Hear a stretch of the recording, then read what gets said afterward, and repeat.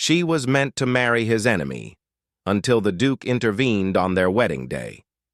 She stood at the altar in her grandmother's lace, about to marry a man who'd murdered his first wife, until the Duke burst through the church doors with evidence that would destroy everything, including her carefully constructed escape from ruin. Welcome, my beloved. Before we dive into the whole story, please click subscribe and let me know in the comments where you're watching from, because tomorrow, I will be giving you another story just as beautiful as this one, and you don't want to miss it. Now let's get into it. The white roses in Lenora's bouquet were wilting.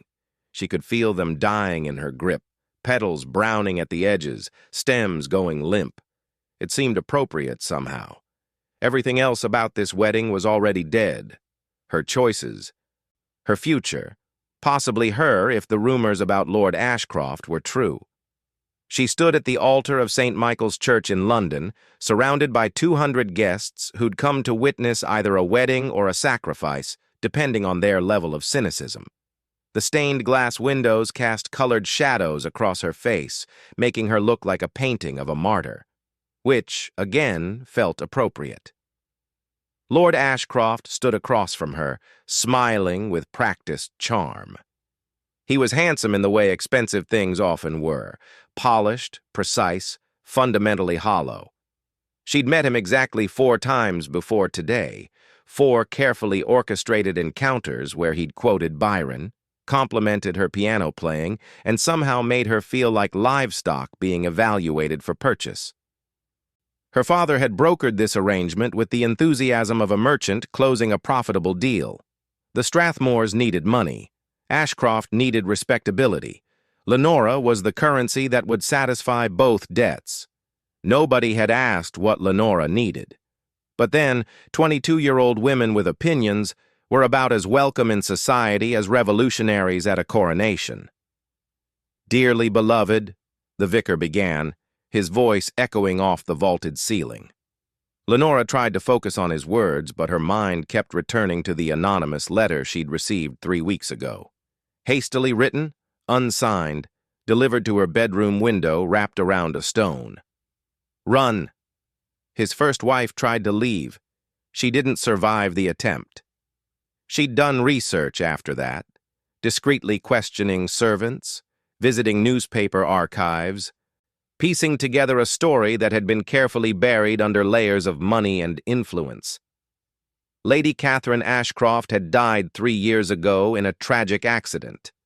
Fell down the stairs, broke her neck, terribly unfortunate. The inquest had ruled it accidental. 3 servants had resigned the next day.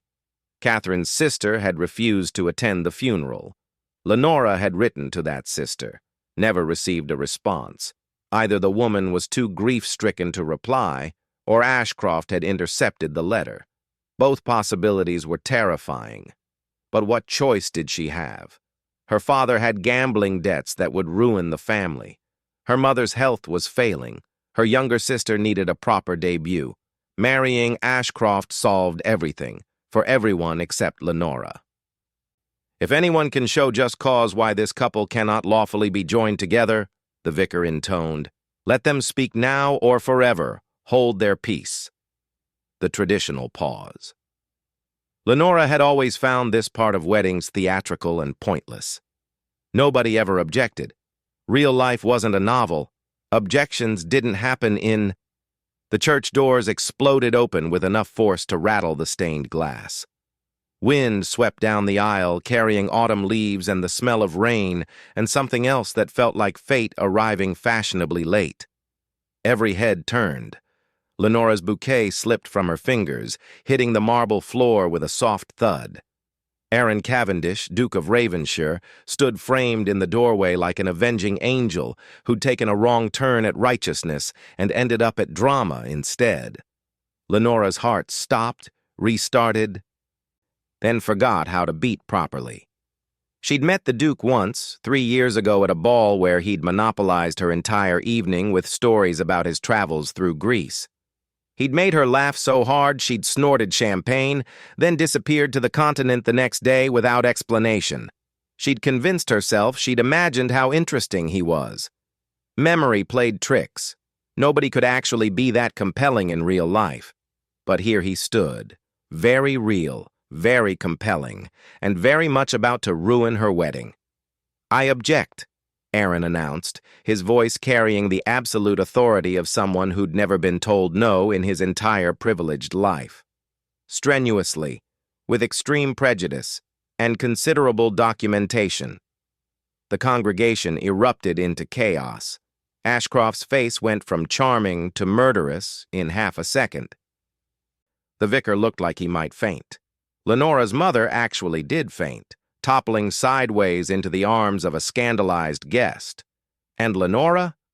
Lenora felt something dangerous and entirely inappropriate bloom in her chest.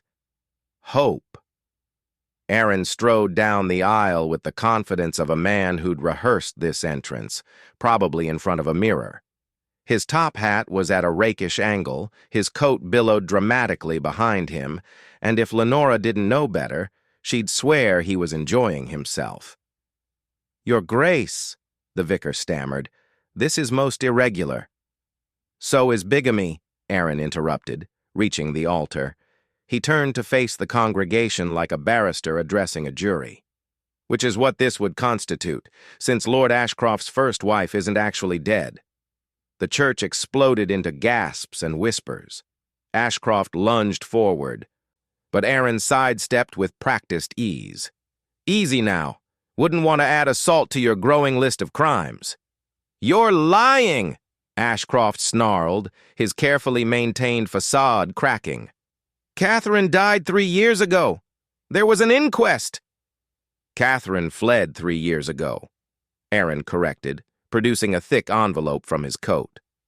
"After you pushed her down those stairs and she miraculously survived with only a broken leg and enough sense to disappear before you finished the job."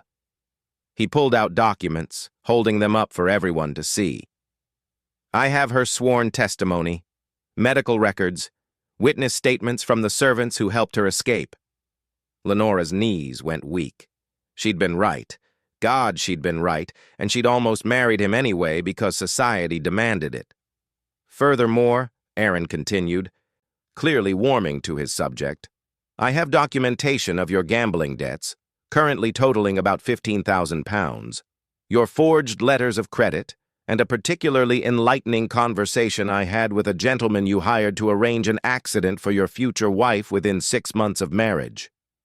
Someone in the congregation screamed. Lenora's father had gone gray. Her mother, now conscious again, was crying into her handkerchief. "That's preposterous!" Ashcroft's voice rose to a near shriek. "You have no authority." "I'm a duke," Aaron said simply. "Authority is literally my job description." He gestured toward the entrance where several constables had appeared. "Gentlemen, Lord Ashcroft is ready for his escort to the magistrate."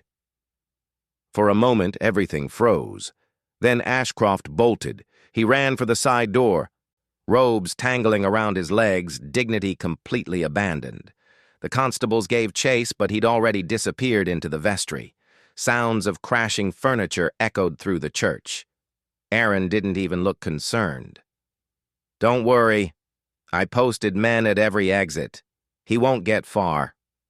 He turned to Lenora, who was still standing frozen in her wedding dress, trying to process the fact that her life had just been saved by a man she barely knew. "Apologies for the dramatic entrance," he said, offering his arm with a slight bow. His gray eyes met hers, and they were warmer than she remembered. Kinder. "But I've always believed that if one is going to disrupt a wedding, one should do it with style."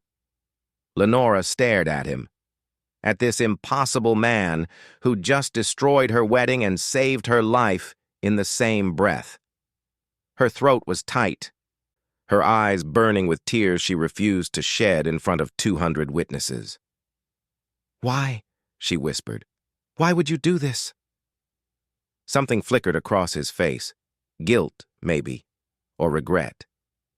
"Because 3 years ago, I received a letter from Catherine begging for help. I was in Greece. By the time I returned to England, the inquest was over, and everyone believed she was dead.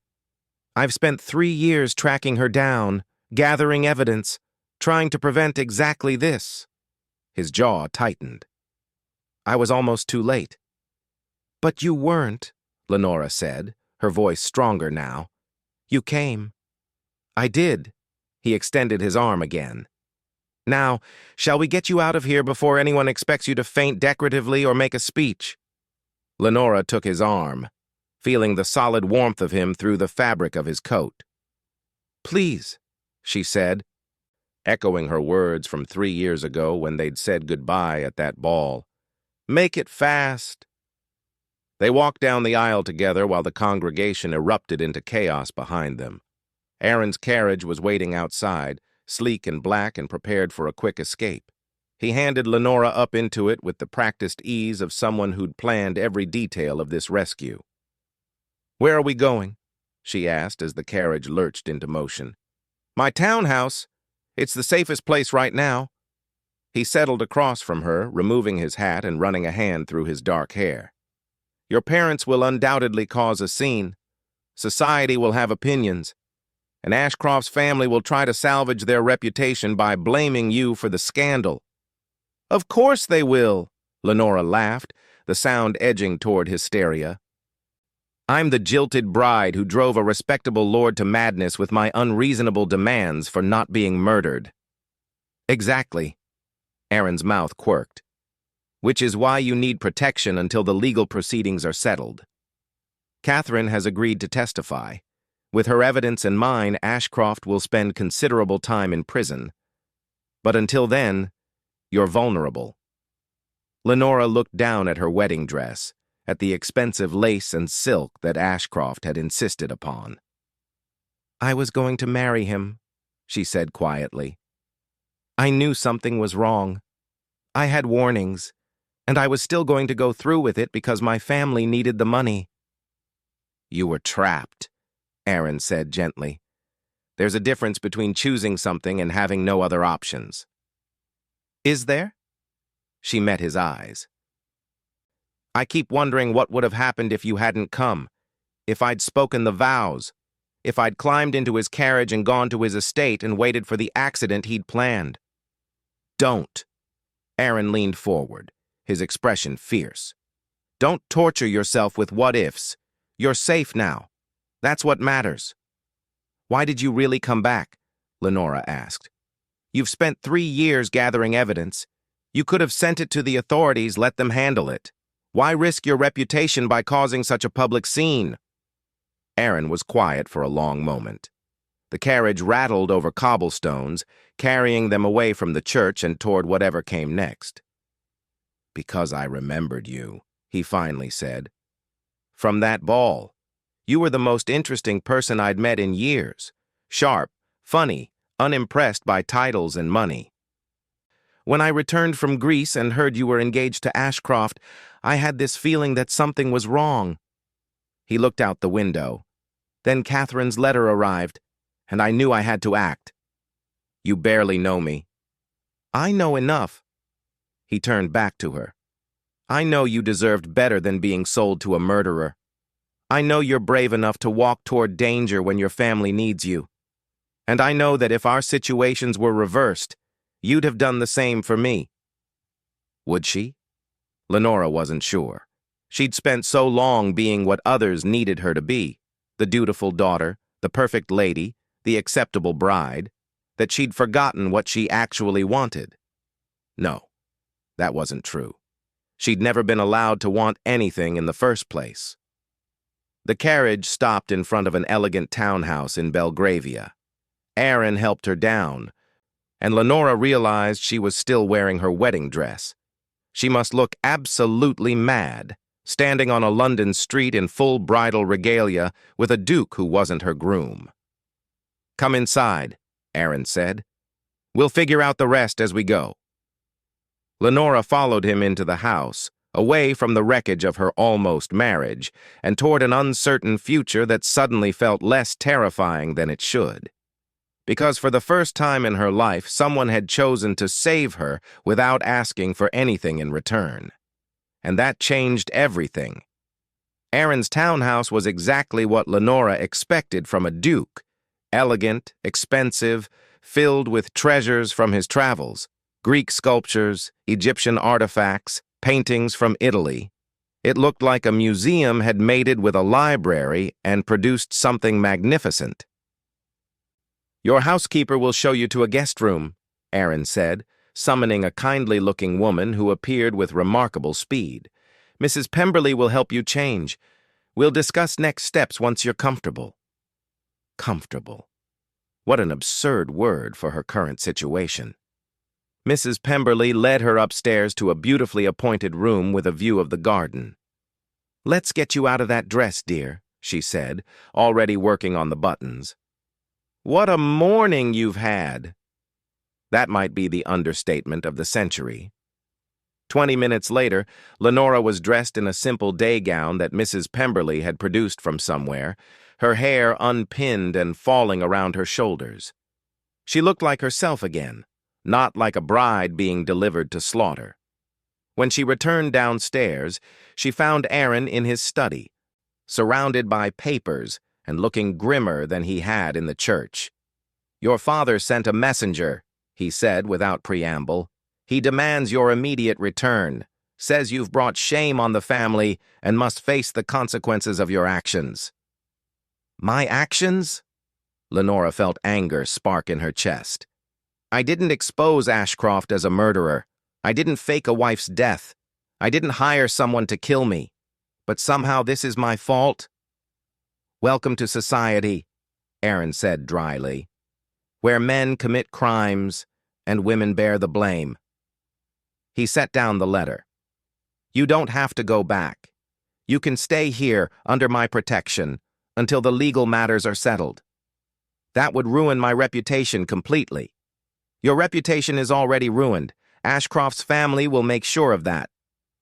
Aaron stood, moving to the window. "They're already spreading rumors that you invented the accusations to escape the marriage, that Catherine is an imposter I've paid to lie, that I disrupted the wedding because I'm obsessed with you." Lenora joined him at the window, looking out at the garden. "Are you? Obsessed with me?" "I prefer the term concerned for your welfare." But there was something in his voice, something that made her pulse quicken. "You saved my life today," Lenora said quietly.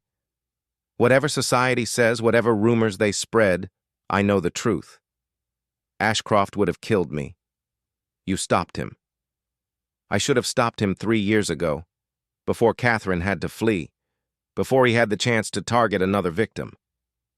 Aaron's hands clenched on the windowsill. "I failed her. I wasn't going to fail you, too. You didn't fail anyone." Lenora turned to face him. "You're the only person who tried to help. Everyone else, my parents, my friends, society, they all knew something was wrong with Ashcroft. The rumors existed, but nobody did anything because it was easier to look away." Aaron met her eyes, and the intensity there took her breath away. "I couldn't look away from you." The words hung between them, heavy with implications. Lenora knew she should step back, maintain proper distance, remember that she'd nearly married someone else this morning. But she didn't want to. She wanted to step closer. "What happens now?" she asked instead. "Now we fight." Aaron's expression hardened into something determined. "Catherine testifies. The authorities investigate. Ashcroft goes to trial. And you decide what kind of life you want when all of this is over. What if I don't know? Then we figure it out together." He said it so simply, as if her future wasn't a terrifying void, but rather an adventure waiting to unfold. "You're not alone in this, Lenora. Not anymore." For the first time since standing at that altar, Lenora felt like she could breathe properly. She wasn't trapped, wasn't sold, wasn't waiting for death disguised as marriage. She was free. And terrifying as that was, it was also extraordinary.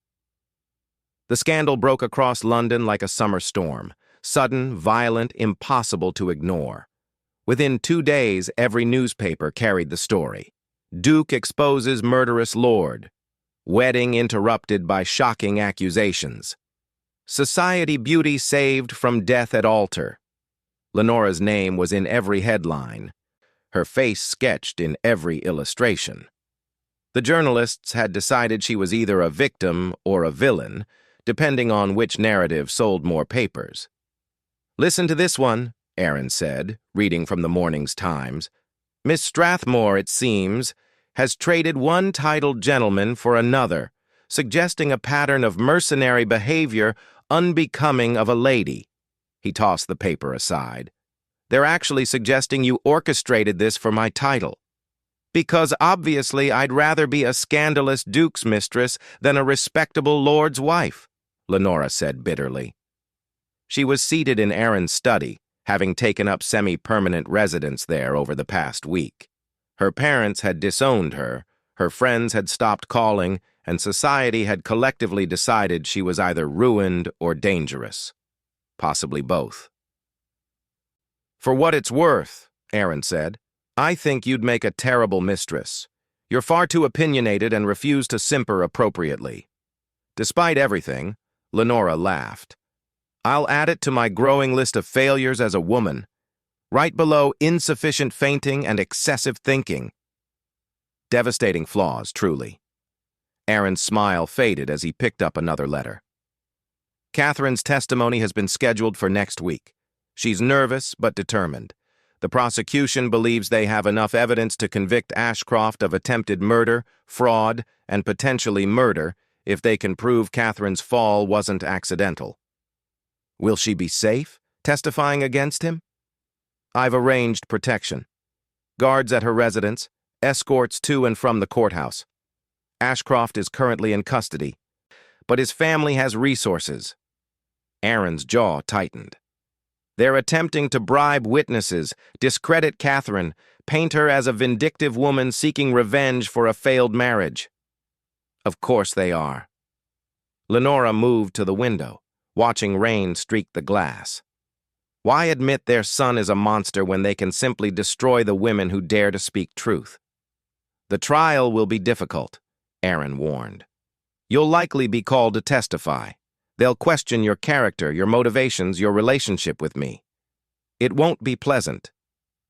"Nothing about any of this has been pleasant." Lenora turned back to him. "But I'm ready. Whatever it takes to ensure he never hurts anyone else." Aaron studied her for a long moment, something unreadable in his expression. "You're remarkable, you know that?" "I'm angry," Lenora corrected. "There's a difference." "No. You're both." He stood, crossing to where she stood by the window. "Most people would have crumbled under this pressure, retreated, let others fight their battles. But you're still standing, still fighting, still refusing to be ashamed of surviving." "I'm terrified," she admitted quietly. "Every night I wake up thinking about what could have happened, about the wedding night he had planned, about how long it would have taken before my accident occurred." Her voice cracked. "I was going to marry him, Aaron. I was going to speak those vows knowing he was dangerous, because I thought I had no choice." "You didn't have a choice," Aaron said gently.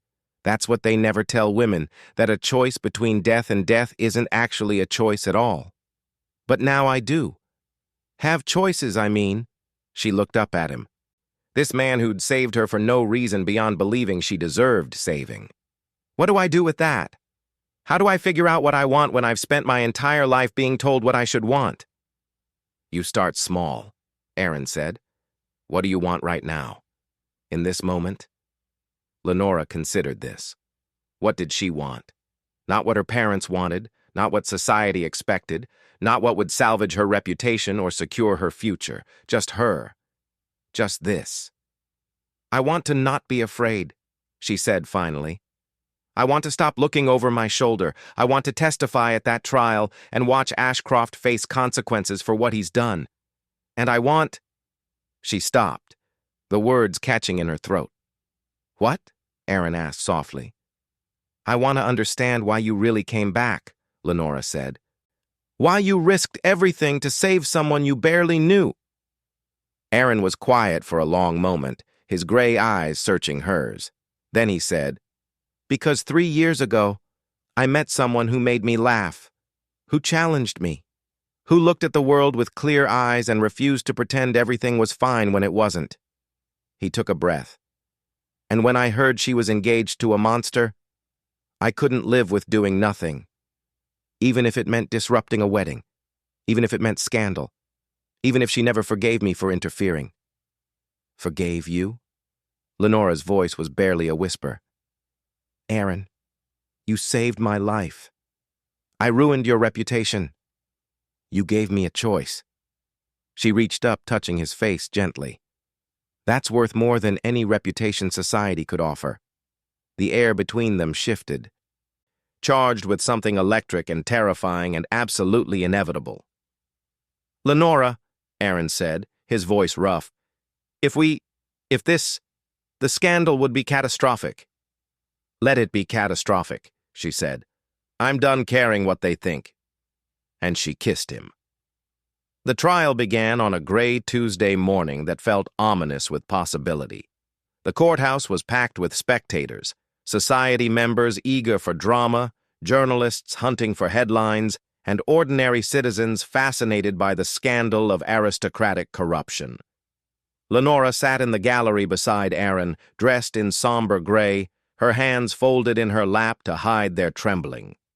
Across the room, Ashcroft sat with his solicitors, looking remarkably composed for a man facing murder charges. He'd even managed a sympathetic smile for the jury, playing the role of wronged gentleman with practiced ease. "First witness for the prosecution," the magistrate announced, "Lady Catherine Ashcroft." The courtroom erupted into whispers as Catherine entered. She was thinner than in her portraits, with gray threading through her dark hair, but she walked with her head high and her spine straight. A survivor, not a victim. She took the stand and swore her oath, her voice steady despite the hundreds of eyes watching her. "Lady Catherine," the prosecutor began, "please tell the court what happened on the night of March 15th, 3 years ago." Catherine took a breath. "My husband pushed me down the stairs of our home intending to kill me." Ashcroft's solicitor leapt up. "Objection! This is speculation and defamation." "It's testimony," the magistrate interrupted. "She may continue." Catherine's hands gripped the rail in front of her. "We'd been married 2 years. At first everything seemed wonderful, but gradually I discovered his gambling debts, his forged documents, his willingness to do anything for money, including marry me for my dowry." Her voice grew stronger. "When I confronted him, he became violent. That night, he said he'd be better off as a grieving widower than tied to a wife who knew his secrets. Then he pushed me." "And you survived?" "I broke my leg, but I managed to crawl to the servants' quarters. 3 maids helped me escape that night. They took me to a doctor who documented my injuries, then helped me disappear." Catherine's eyes found Ashcroft across the room. "I've lived in hiding for 3 years, terrified he'd find me. When I heard he was engaged again, I couldn't stay silent. I couldn't let him do to another woman what he'd tried to do to me." The prosecutor produced documents, medical records, witness statements, bank transfers, showing the money Ashcroft had paid to maintain Catherine's silence after she'd escaped. Each piece of evidence built an undeniable picture of guilt. Then it was the defense's turn. Ashcroft's solicitor stood, smoothing his robes. "Lady Catherine, isn't it true that you left your husband voluntarily? That this elaborate story of attempted murder is merely a vindictive woman's revenge against a man who no longer wanted her?" "No." Catherine's voice didn't waver. "And isn't it convenient that you've suddenly reappeared, aided by the Duke of Ravensshire, just as your former husband was about to remarry?" "One might suspect conspiracy?" "One might suspect I was waiting until I had enough evidence and protection to come forward safely," Catherine shot back. "As I'm sure you'd understand, being a woman accusing a lord of attempted murder is somewhat dangerous without a duke's backing." Several people in the gallery laughed. The solicitor's face reddened. No further questions, he muttered. Next came the servants who'd helped Catherine escape. Then the doctor who'd treated her injuries. Then the investigators who'd uncovered Ashcroft's gambling debts and forged documents. The evidence mounted, damning and irrefutable. Finally, Lenora was called to the stand. She walked to the witness box on legs that felt like water, acutely aware of every eye in the room watching her. Ashcroft's gaze was venomous. Her parents were conspicuously absent, unable to face the daughter they'd tried to sell into marriage. But Aaron was there, his presence steady and grounding. "Miss Strathmore," the prosecutor said gently, "please tell the court about your engagement to Lord Ashcroft." Lenora took a breath and began to speak. "My father arranged the match," Lenora said, her voice carrying across the silent courtroom. "He had gambling debts. Lord Ashcroft needed a respectable wife to restore his reputation after Lady Catherine's supposed death. I was the transaction that satisfied both needs." "Did you wish to marry Lord Ashcroft?" "No." The word felt like freedom. "But I had no choice. My family needed money. I was raised to believe that a woman's duty was to sacrifice her own happiness for her family's welfare. So I agreed." "Did you have concerns about Lord Ashcroft?" "Yes. I received an anonymous letter warning me to run, saying his first wife's death wasn't accidental. I researched the incident and found inconsistencies. Servants who'd quit immediately, a sister who refused to attend the funeral. But when I tried to investigate further, I was told I was being hysterical, that women always invented drama around weddings." Lenora's hands clenched. "I was taught to doubt my own instincts, to trust society's judgment over my own. Nearly died because of it." Ashcroft's solicitor stood. "Objection. The witness is editorializing." "I'm telling the truth," Lenora interrupted, looking directly at Ashcroft. "You were going to kill me, just like you tried to kill Catherine. The only difference is that the Duke found out in time to stop you. Miss Strathmore," the prosecutor continued, "did you have any relationship with the Duke of Ravenshire prior to your wedding day?" "We met once, 3 years ago, spoke for a few hours at a ball. That was all." Lenora looked at Aaron in the gallery, drawing strength from his steady gaze. "He saved my life not because we were involved, but because he believed I deserved to live. That shouldn't be remarkable, but apparently in our society it is." The cross-examination was brutal. Ashcroft's solicitor insinuated she'd invented the accusations to escape marriage, that she was conspiring with Aaron for financial gain, that she was a manipulative woman using scandal to improve her social position. Lenora answered every question with calm precision, refusing to be rattled. When she finally stepped down, she felt hollowed out, but vindicated. She'd spoken her truth.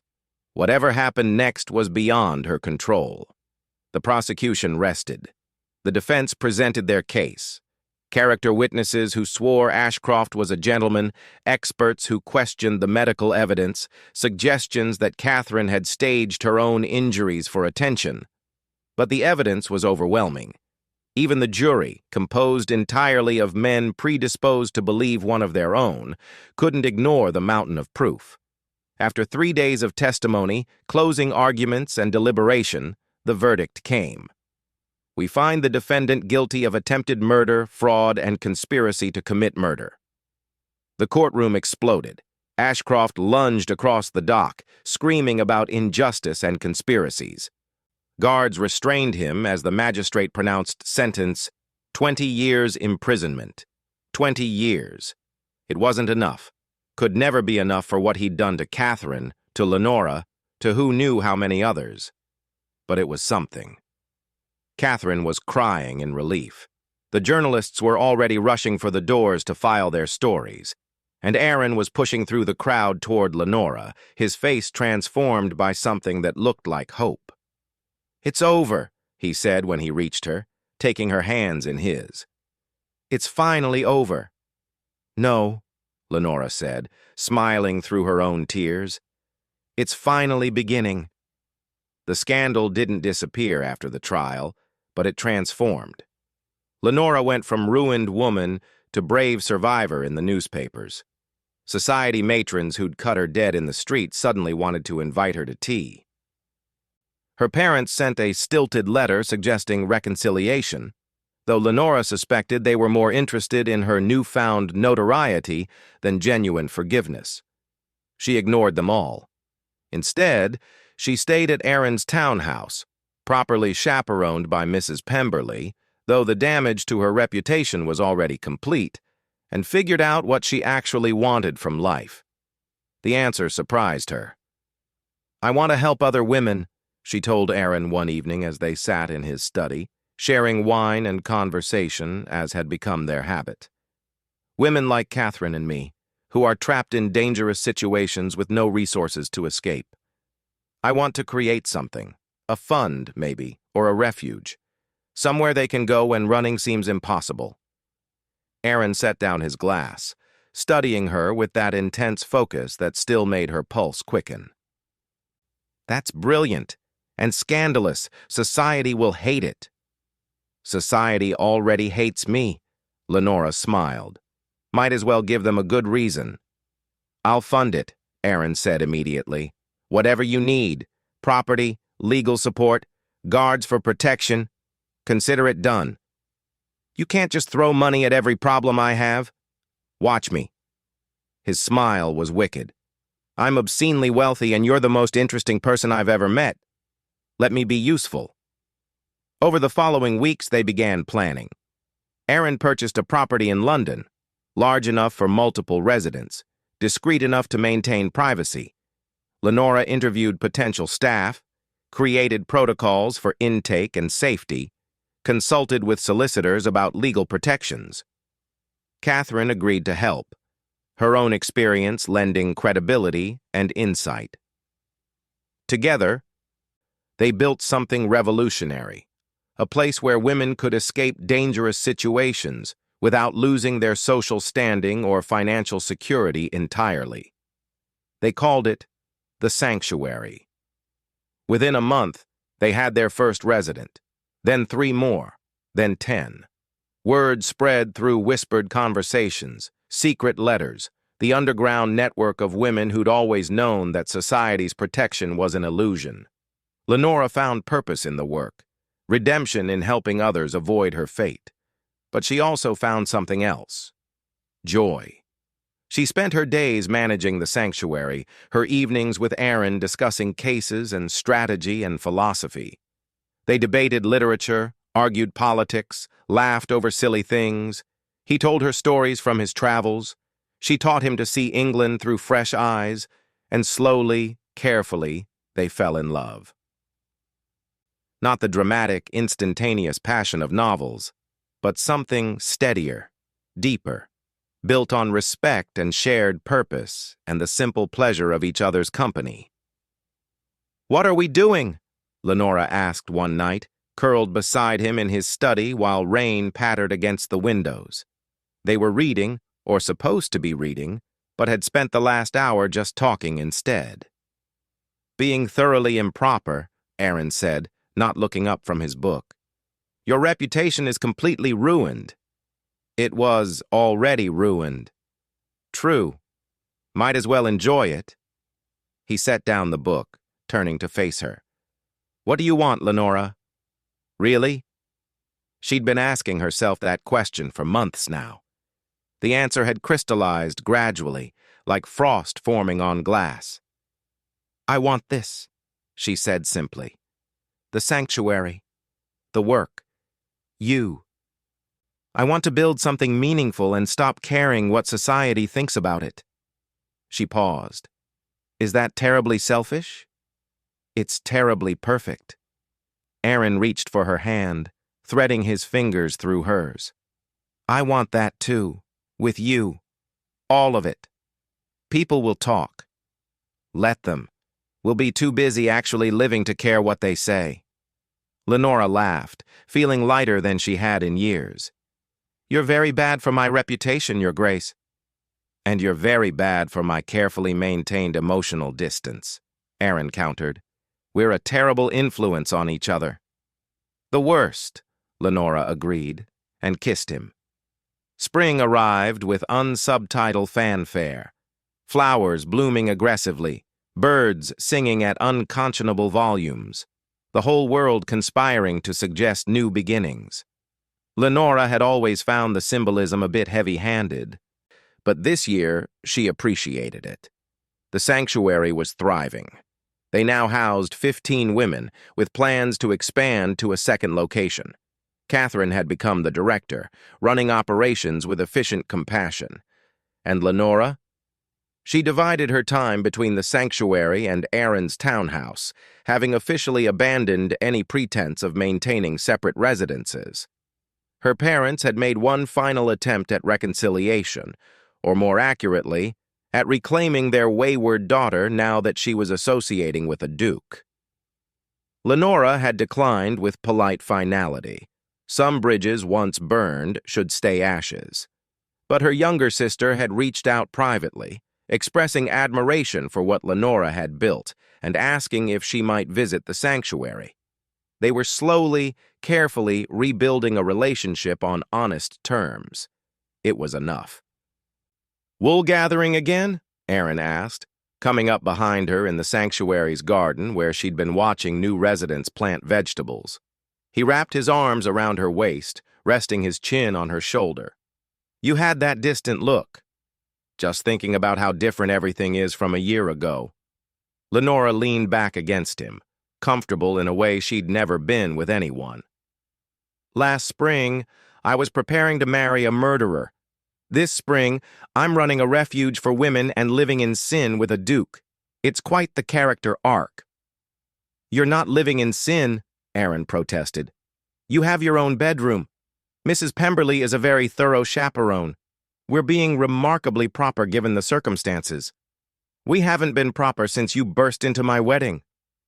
"True. That ship has thoroughly sailed." He turned her to face him, his expression suddenly serious. "Speaking of impropriety, I have a question." Lenora's heart stuttered. "That sounds ominous." "It's terrifying, actually." Aaron took a breath.